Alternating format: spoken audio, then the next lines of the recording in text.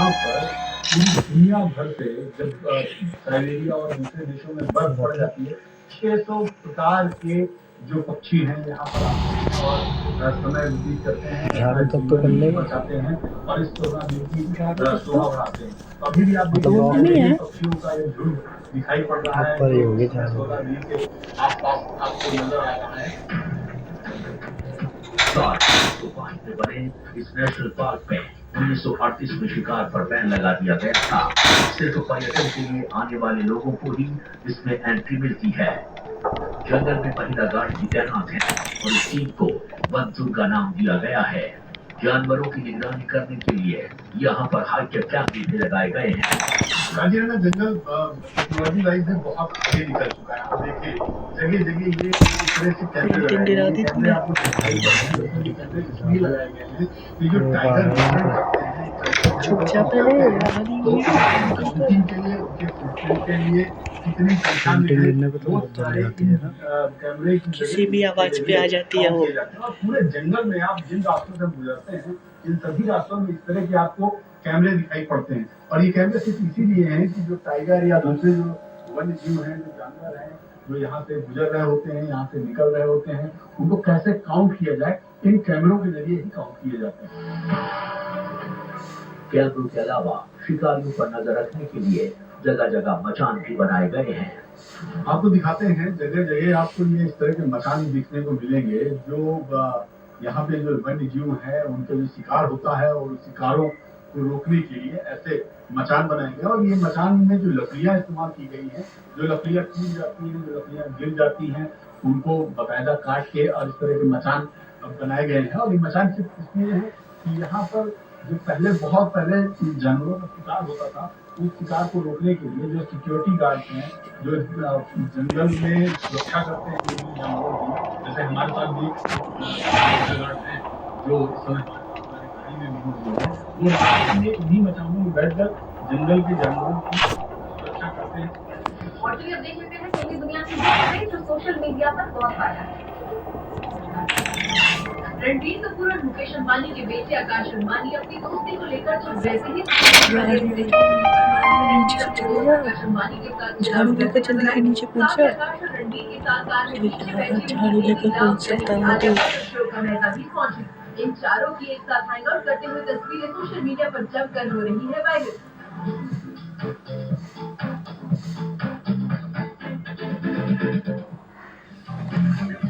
B town में अपने look से सुर्खियों में रहने वाली एक्ट्रेस हुमा कुरैशी ने वुमेन्स डे के खास मौके पर अपनी नई फिल्म का अनाउंसमेंट कर दिया है।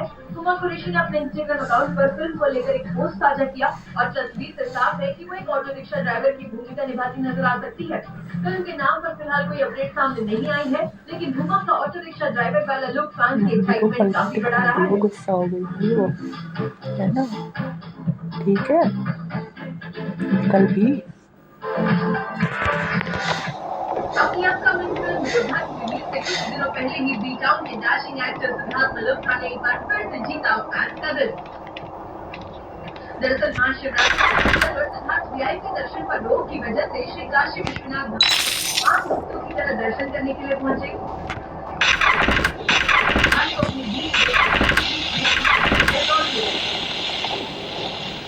आपको बता दें कि सिद्धार्थ की फिल्म योद्धा 15 मार्च को सिनेमाघरों में रिलीज होने वाली है। हमें लगातार जारी है, आप बने रहिए एबीपी न्यूज़ के साथ।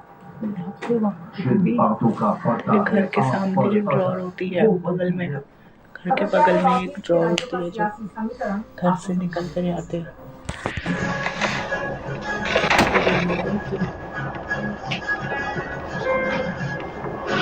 चल चल नहीं घर के अंदर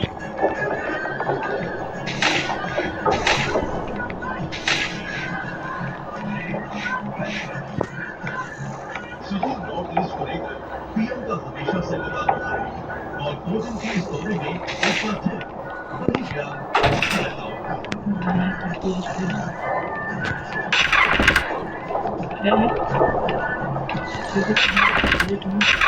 स्विच ऑन करके मिलेगी तो फिर पीएम का मामला अल्पवाद काजीरंगा में सफाई के लिए निकला।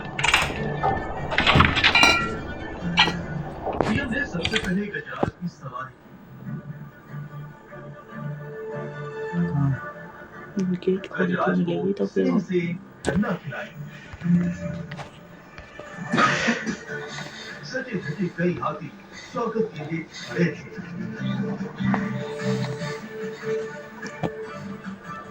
इसके बाद बारी थी जीप सफारी की। पीएम ने उत्साह और जोश के साथ जीप सफारी की। इस दौरान पीएम कई जगह पर अपने कैमरे में काजीरंगा में प्रकृति के खूबसूरत नजारों को कैद करते थे।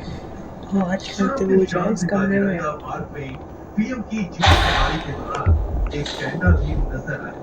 पीएम का प्रकृति से लगाव यहाँ भी भरपूर दिखा। वो काफी देर तक काजीरंगा में प्रकृति को निहारते दिखे। प्रकृति की गोद से लेकर मोदी ने भगवान के दर तक हर जगह दस्तक दी। पीएम ने जोरहाट के एक मंदिर में पूरे भक्ति भाव के साथ पूजा की। पीएम मोदी के इस दौरे का एक खास मुकाम नॉर्थ ईस्ट के एक महान योद्धा को नमन का रहा। मोदी ने जोरहाट के होलोंगा पठार के लामदैगढ़ में वीर लासित बरफुकन की 125 फीट की प्रतिमा का अनावरण किया। ये परिवारवादी ऊपर स्विच दबाना है तुम्हें किसी भी तरीके से। जहाँ वोट नहीं वहाँ ये दान नहीं देते। स्विच दबा दे। देश में परिवारवादियों की सरकार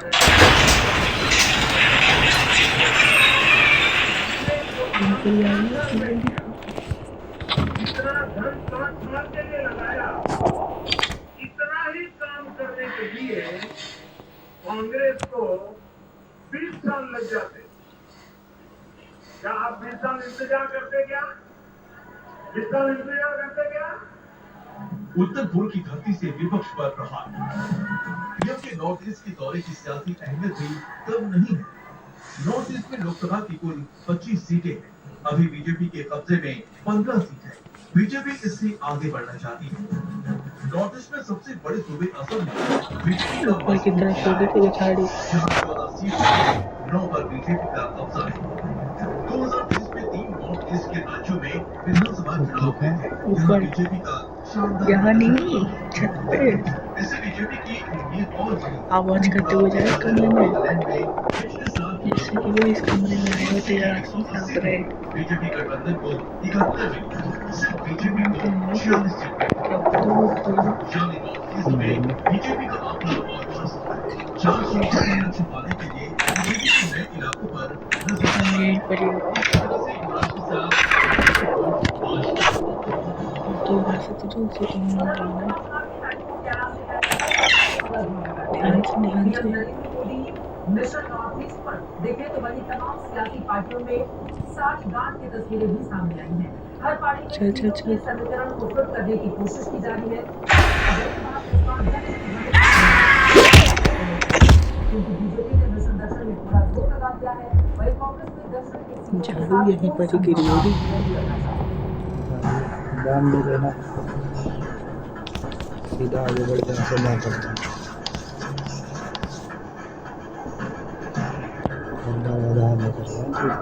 बाकी का नहीं ये पार्टी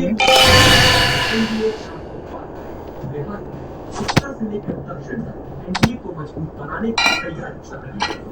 दक्षिण के किले को भेजने के लिए बीजेपी अब कई सहयोगियों को साथ ले रही है। इस अभियान में बीजेपी को आंध्र प्रदेश में बड़ी कामयाबी मिली, जहां चंद्रबाबू नायडू और पवन कल्याण की पार्टी के साथ बंटवारे की डील लास्ट बारी है। मैंने ये नहीं 12:30 हो गए। टीडीपी और जनसेना पार्टी के बीच लोकसभा और विधानसभा दोनों चुनावों के लिए आंध्र प्रदेश में लोकसभा की कुल 25 सीटें 6 से 8 सीटों पर बीजेपी और जनसेना पार्टी चुनाव लड़ सकती है। इन सीटों में बीजेपी और जनसेना पार्टी यार बोलो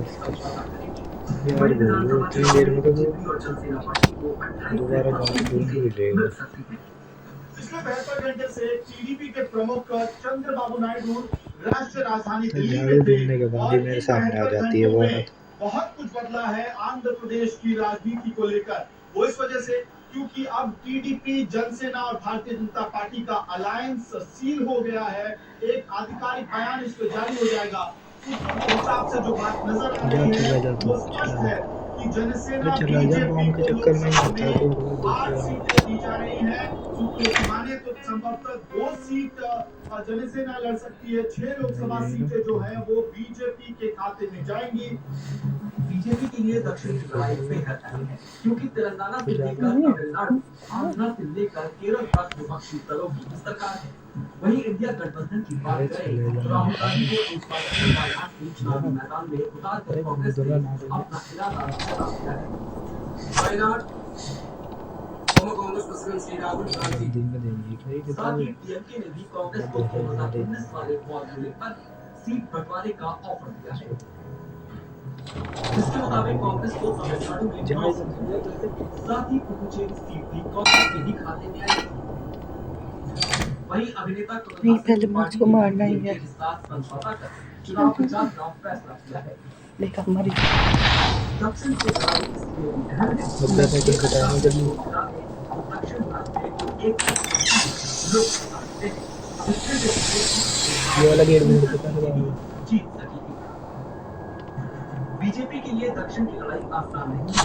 यही वजह है कि एक बार फिर अरे उधर वहाँ कहाँ है कमरा किधर है तेरा? क्योंकि बीते 4 लोकसभा चुनाव की बात करें तो दक्षिण में बीजेपी का वोट प्रतिशत ज्यादा हमारे जल्दी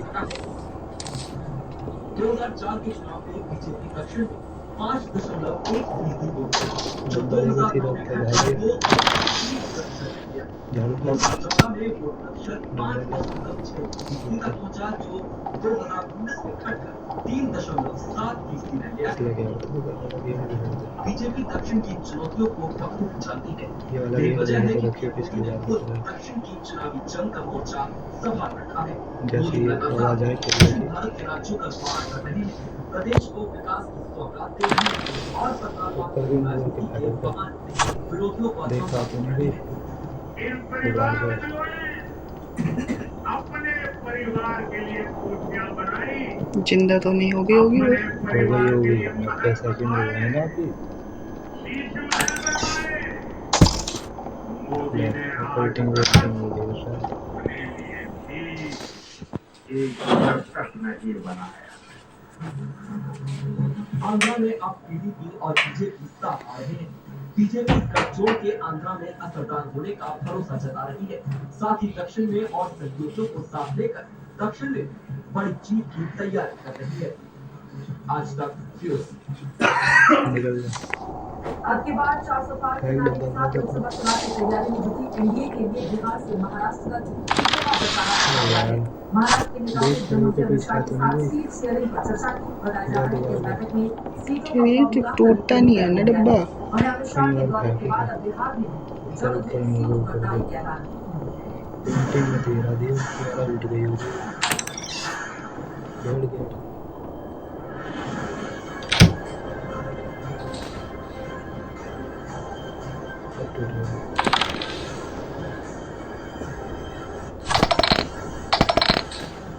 फिर क्या, पहले मैं यहाँ से जाता हूँ।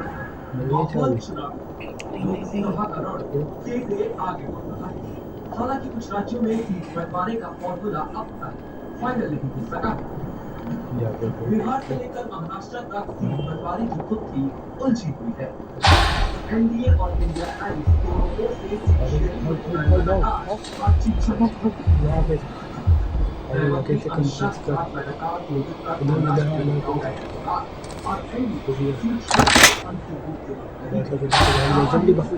सीधा सीधा सीधा